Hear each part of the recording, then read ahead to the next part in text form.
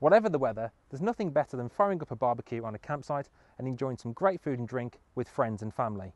However, as a byproduct of using a barbecue, something called carbon monoxide will be produced.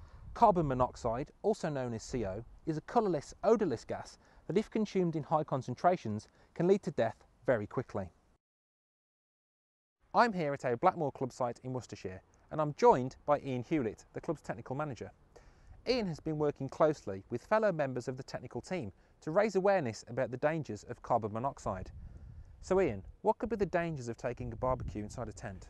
Apart from the obvious dangers of fire and heat, barbecues produce plenty of carbon monoxide, so never take a barbecue inside a tent, awning, caravan or motorhome.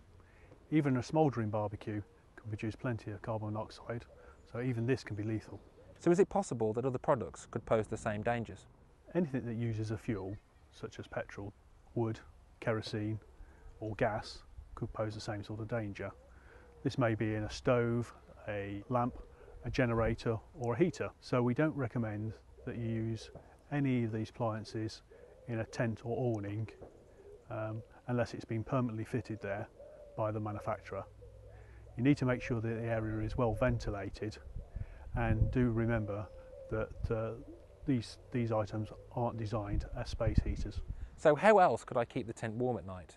Make sure you've got plenty of clothing with you and many layers, as it does get quite cold in the UK, and you just need to make sure you put as many layers on as possible and are not tempted to use a heater or barbecue as a heat source.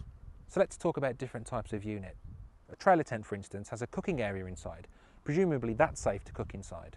You'll need to check with whatever the manufacturers specifically say about that. You also need to make sure you have plenty of ventilation.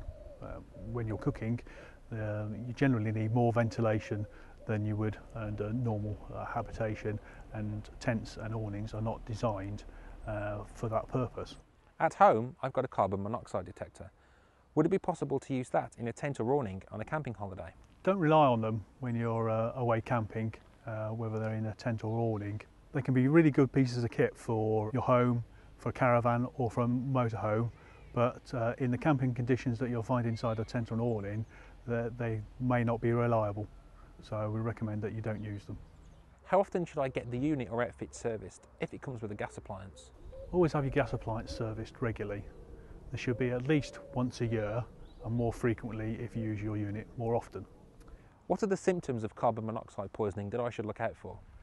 At the early stages, you need to look out for headaches and dizziness, and the later stages it may be vomiting, nausea, drowsiness and weakness.